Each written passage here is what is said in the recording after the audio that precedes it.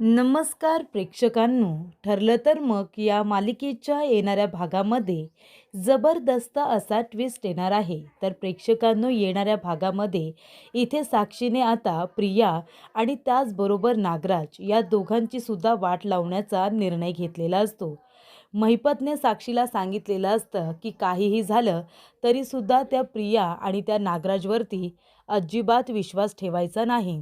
तेव्हा इथे साक्षी समजून गेलेली असते की आत्तापर्यंत तिला जे इथे मेसेजेस येत आहेत किंवा तिला जे फोन येत आहेत अननोन नंबरवरून, ते सगळं कारस्थान नागराज आणि प्रियाचंच आहे.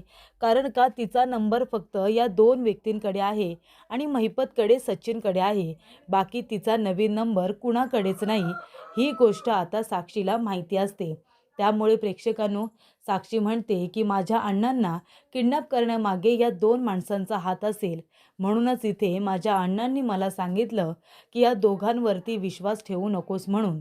कुणावरतीही विश्वास ठेवू नको. जर माझ्या इथे अण्णाला आणि मला या दोघांमुळे त्रास होणार असेल तर या दोघांचं कारस्थान मी सगळ्यांच्या समोर आणणार, असं आता साक्षीने ठरवलेलं असतं.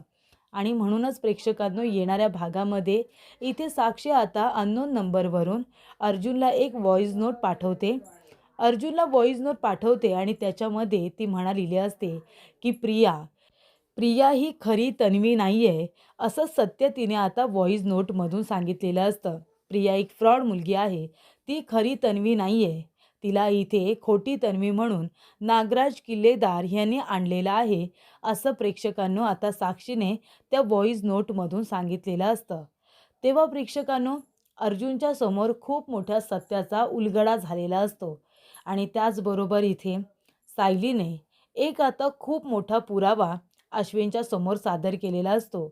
आणि ते म्हणजे इथे प्रियाने केलेली ऑर्डर, ही जेवणाची ऑर्डर आता सायलीने डस्टबिनमध्ये टाकलेली नसते, तर प्रियानेच डस्टबिनमध्ये टाकलेली असते. याचा पुरावा सायलीने अश्विनला आणि घरातल्या सर्व लोकांना दिलेला असतो.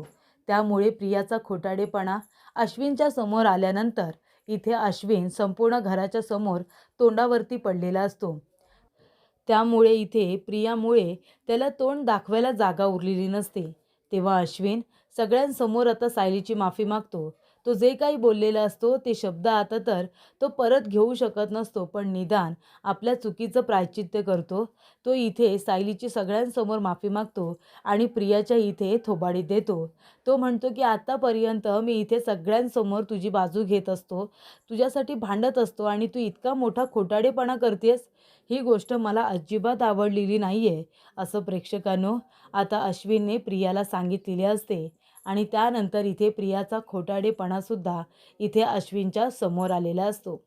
तर प्रेक्षकांनो, येणाऱ्या भागामध्ये कशा पद्धतीने या गोष्टी घडत जातात आपण सविस्तरपणे बघूया. प्रेक्षकांनो, आपण बघितलं इथे आता साक्षी ही महिपतला भेटायला गेलेली असते. महिपतने सांगितलेलं असतं की नागराज आणि प्रियाजवळ जास्त संबंध ठेवू नकोस, त्यांचं काही ऐकू नकोस, त्यांना काही सांगू नकोस. तेव्हा साक्षी म्हणत असते, कदाचित या दोन लोकांपासून आमच्या जीवाला धोका आहे का? म्हणजे इथे माझ्या अण्णांनी त्या लोकांना इतकी मदत केली, पण हे दोघेजण आमच्या जीवावरती उठलेत की काय? ती म्हणते की आता ह्या प्रियाला ना मी सोडणार नाही आहे, कारण प्रिया मला फोन करून सारखी माझ्याकडून माझ्या अण्णांची माहिती घेत होती आणि त्यानंतर माझ्या अण्णांना किडनॅप केलं. पण इथे कुणीही माझ्या अण्णांना किडनॅप करू शकत नाही. कदाचित ही दोनच माणसं आहेत जे आम्हाला त्रास देऊ शकतात.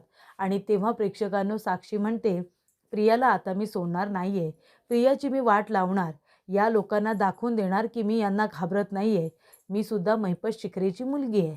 तेव्हा प्रेक्षकांनो, इथे आता प्रिया आतून गेम खेळायला सुरुवात करते. तशीच आता साक्षीसुद्धा आतून गेम खेळत असते. कुणालाही कळू देत नाही की ती कुठले डावपेच खेळते. तेव्हा प्रेक्षकांनो, साक्षी म्हणते, बास झालं आता घाबरून राहणं. स्वतःला कसं प्रोटेक्ट करायचं आहे, कसं वाचवायचं आहे, ते मी माझ्या अण्णांकडून शिकले. आता मी घाबरून राहणार नाही आहे, काही झालं तरीसुद्धा. आणि तेव्हा प्रेक्षकांनो, इथे आता साक्षीने ठरवलेलं असतं की कोणी काही बघितलं किंवा काही विचारलं तरीसुद्धा मी सांगेन की मी साक्षी नाही आहे, मी समीरा शेखर आहे आणि आम्ही दोघीजणी सारख्याच दिसतो, असं सांगायला काय जाते? तेव्हा प्रेक्षकांनो, इथे आता साक्षी म्हणते की मला आता काही करून माझ्या इथे अण्णांसाठी खूपच जास्त हिंमत दाखवली पाहिजे. आणि मी ते दाखवणार आहे. आणि तेव्हाच ती इथे आता महत्त्वाची गोष्ट करते. ती आता ठरवते की प्रियाचं भांडं फोडायला हवं. प्रिया आतापर्यंत तन्वी म्हणून इथे रविराज किल्लेदार आणि त्याचबरोबर सुभेदार या दोघांच्याही घरामध्ये खूपच जास्त तांडव करते ना, मिरवते. तेव्हा तिला जर आपण सगळ्यांच्या समोर एक्सपोज केलं तर? जर सगळ्यांना कळलं की ही प्रिया खरी तन्वीच नाही आहे, तर तिला सुभेदार आणि किल्लेदार दोघेसुद्धा घरामध्ये ठेवणार नाही. तिला घरातून बाहेर काढतील. मग तसंही प्रियाला तिच्या गुन्ह्याची शिक्षा मिळेलच. अर्जुन सरळ तिला जेलमध्ये पाठवेल. मग इथे माझ्या अण्णांनी फक्त जेलमध्ये का राहायचं? त्या प्रियाने सुद्धा जेलमध्ये जायला हवं. आणि म्हणून प्रेक्षकांनो, इथे आता साक्षीने एक विचार केलेला असतो की आपण प्रियाचं आता भांडं तर फोडायचं, पण प्रियाबद्दल कुणाला सांगायचं? ती म्हणते की अर्जुन असा व्यक्ती आहे ज्याला जर प्रियावरती संशय तर आहेच, पण प्रियाबद्दल सत्य त्याला जर कळलं तर तो तिला सोडणार नाही. तो तिला नक्की जेलमध्ये पाठवेल. कारण प्रियाने इथे रविराज किल्लेदार असू दे, नाहीतर सुभेदार कुटुंब असू दे, नाहीतर सायली अर्जुन असू दे, या सगळ्यांना तिने सळो की पळो करून सोडले. तिने खूप त्रास दिलाय त्यांना. मधुभाऊ, सुमन सगळ्यांनाच खूप जास्त त्रास दिलाय. कुसुमताईला सुद्धा तिने सोडलेलं नाहीये. तेव्हा इथे आता प्रियावरती तसेही सगळेजण रागवलेत. जर हे सत्य समोर आलं तर अर्जुन तिला 1 मिनिटसुद्धा घरामध्ये ठेवणार नाही आणि तिला बरोबर जेलमध्ये पाठवेल. म्हणजे मी माझा आणि माझ्या अण्णांचा दोघांचा सुद्धा तिच्याकडून बदला घेईन, असं तिने आता ठरवलेलं असतं. तर प्रेक्षकांनो, इथे आता प्रियाने सायलीने बनवलेलं जेवण सगळंच्या सगळं डस्टबिनमध्ये टाकलेलं असतं. आणि त्यानंतरला इथे ती सायलीवरती खोटे नाटे आरोप करते की तिने स्वयंपाकच बनवला नव्हता. पण सायली म्हणते की तुम्ही जर भांडे बघाल तर सगळ्यामध्ये सगळं काही आहे. मी जे जे बनवलं होतं ते सगळं मी ठेवलं होतं. मग आता इथे भूत आला होता की एखादी चिटकीण, ते काही मला माहिती नाही आहे. त्यानंतर इथे प्रिया म्हणते की थांब, आता तुला पुन्हा तोंडावरती पाडते. तेव्हा प्रेक्षकांनो, ती आता प्रियाचं नाव घेते, पण प्रिया म्हणते की मी काहीच केलेलं नाही आहे. आणि तिने अश्विनसाठी आणि तिच्यासाठी जेवण आता बाहेरून ऑर्डर केलेलं असतं. ते जेवण येतं, पण इथे आता ते जेवण इथे प्रिया ऑर्डरसुद्धा घेते, पण ते तिने डस्टबिनमध्ये टाकलेलं असतं. तेव्हा प्रेक्षकांनो, इथे आता प्रिया म्हणत असते की मी इथे जेवण ठेवलं होतं ते कुठे गेलं?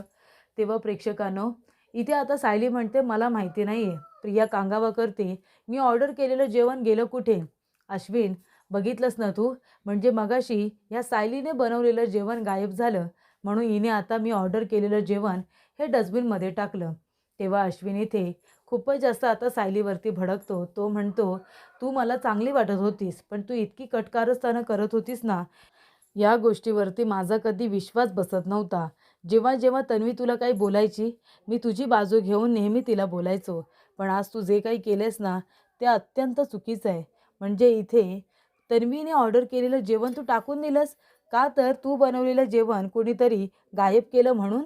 तुझी हिंमत कशी झाली असं वागायची? तुम्हाला ना कुणाला बघवतच नाही आहे. इतकी स्वार्थी झालीत ना तुम्ही सगळेजण, फक्त स्वतःचा विचार करता. बिचाऱ्या तन्वीचा आणि माझा कुणाला तुम्हाला विचारच करायचा नाही आहे. तेव्हा सायली म्हणते की अश्विन भाऊजी, बायकोवरती प्रेम असणं चांगली गोष्ट आहे. बायकोवरती विश्वास असणं सुद्धा चांगली गोष्ट आहे. पण जेव्हा या सगळ्याचा अतिरेक होतो ना, तेव्हा तीच बायको गुन्हे करते आणि ते लपवण्यासाठी आपल्या नवऱ्याची साथ घेते. तसं आता तुमचं चाललंय. तुमची बायको खरं बोलते की खोटं, हे तुम्हाला दिसतच नाही आहे. कारण तुम्ही तिच्या प्रेमात इतके आंधळे झालात ना, की काय खरं, काय खोटं तुम्हाला हे बघायचंच नाही आहे. तेव्हा अश्विन म्हणतो, काही मी आंधळा वगैरे झालेलो नाही आहे. जे काही दिसतंय ते समोर मला अगदी स्पष्ट आणि लख्ख दिसतंय. मला माहिती आहे ना, आम्हाला इथे पोटभर जेवता येऊ नये. तुम्हाला जसा त्रास झाला, उशिरा जेवायला भेटलं, तसा आम्हाला त्रास व्हावा हीच इच्छा होती ना तुझी. तेव्हा इथे सायली म्हणत असते, की माझं असं काहीच म्हणणं नाही आहे. मी असं काहीसुद्धा केलेलं नाही आहे. तेव्हा प्रेक्षकांनो, इथे आता प्रिया म्हणत असते, मला माहिती आहे तूच माझं जेवण इथे फेकून दिलं असशील. ते काय, डस्टबिनमध्ये तर मी ऑर्डर केलेलं जेवण दिसतंय ना. तेव्हा प्रेक्षकांनो, इथे आता सायली म्हणते की सांग, सगळ्यांसमोर आता तुला कशी एक्सपोज करते ते बघ. तेव्हा इथे सायली म्हणते मला थोडा वेळ दे, खरं खोटं सगळ्यांच्या समोर येईल. आणि तेव्हा प्रेक्षकांनो, इथे आता सायलीने ते CCTV फुटेज मिळवलेलं असतं बाहेरचं, आणि ते आता तेवढंच फुटेज तिने आपल्या मोबाईलमध्ये सेव्ह करून आणलेलं असतं. आणि ती म्हणत असते की सकाळी माझ्यावरती नको नको ते आरोप झाले. अश्विन भाऊजी मला खोटारडी म्हणाले. मला लोकांचं चांगलं बघवत नाही. मला इथे लोकांना त्रास द्यायला खूप आवडतो. कसं आहे ना अश्विन भाऊजी, तुमची बायको जशी आहे ना, तसे सगळेजण नाही आहेत हो. तुम्हाला उगाच असं वाटतं की तुमची बायको जशी वागते, लोकांना त्रास देते, त्यांना कमी समजते. तसे सगळेजणच आहेत असं तुम्हाला वाटत असेल, पण खरंच तसं नाही आहे. तेव्हा तुमची बायको जशी कट कारस्थानं करते ना, ती मला माझ्या उभ्या आयुष्यामध्ये करायला जमणार नाही, मी खरंच सांगते. तेव्हा तुम्ही लगेच तुमच्या बायकोवरती विश्वास ठेवून इथे कुणाचंही समोरच्याचं न ऐकता तुम्ही त्याला गुन्हेगार ठरवून मोकळे होऊ नका. कारण कधी-कधी जसं आपल्याला दिसतं तसं नसतं. जसं आपल्याला सांगितलं जातं तसंही नसतं. याचा विचार तुम्ही केला पाहिजे, जो की तुम्ही नाही केला. पण आता मी तुम्हाला एक पुरावा दाखवणार आहे. निदान ते बघितल्यानंतर तरी तुम्हाला सत्य काय आहे ते समजेल आणि तुमचा जो काही हा गैरसमज झालाय तो दूर होईल. तेव्हा प्रेक्षकांनो, सायली आता तो व्हिडिओ इथे अश्विनला दाखवते. तो व्हिडिओ तिने मिळवलेला असतो अर्जुनच्या मदतीने, ज्याच्यामध्ये आता बाहेर एका झाडाला CCTV कॅमेरा असतो. त्यामुळे डस्टबिनच्या इथे कोण काय टाकतंय हे सगळं त्याच्यामध्ये कॅप्चर होत असतं. प्रियाला वाटतं की याचं CCTV फुटेज कोणीही मिळवणार नाही. पण सायली आता प्रियाला सगळ्यांच्या नजरेत आणण्यासाठी, अश्विनच्या नजरेत पाडण्यासाठी पेक्षा इथे अश्विनला आता स्पष्टपणे लख्ख सगळं दिसावं यासाठी त्याचं जे काही प्रियावरती आंधळं प्रेम आहे, ते आता प्रेम जरा तो डोळे उघडून करेल यासाठी ती ते फुटेज मिळवते आणि ते सगळ्यांना दाखवते. ती म्हणते, "अश्विन भाऊजी बघा, या डस्टबिनमध्ये नक्की कोण जेवण टाकतंय." आधी मी बनवलेलं जेवण तिने टाकलं. नंतर स्वतःसाठी ऑर्डर केलेलं जेवणसुद्धा तिने टाकलं. जेणेकरून इथे माझ्यावरती हा सगळा आरोप यावा, यासाठी तिने हे सगळं केलं होतं. आणि तसंच झालं. तुम्ही नेहमीप्रमाणे चिडचिड केलीत, आमच्यावरती रागवलात.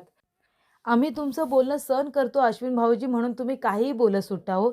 तुमच्या बायकोची बाजू घेण्याच्या नादामध्ये तुम्ही समोरच्या माणसाला किती चुकीचं बोलता.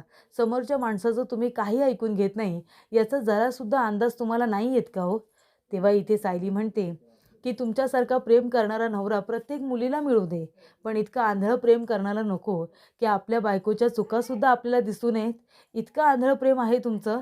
म्हणजे तिची बाजू घेण्याच्या नादामध्ये तुम्ही समोरचा व्यक्ती बरोबर असेल, त्यालासुद्धा तुम्ही चुकीचं ठरवून मोकळे होता हो.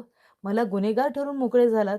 ज्या घरामध्ये मी तुम्हाला माझा भाऊ मानते आणि अस्मिताताईंना माझी बहीण, त्या घरामध्ये मी असं काहीतरी करेन असं वाटलंच कसं तुम्हाला?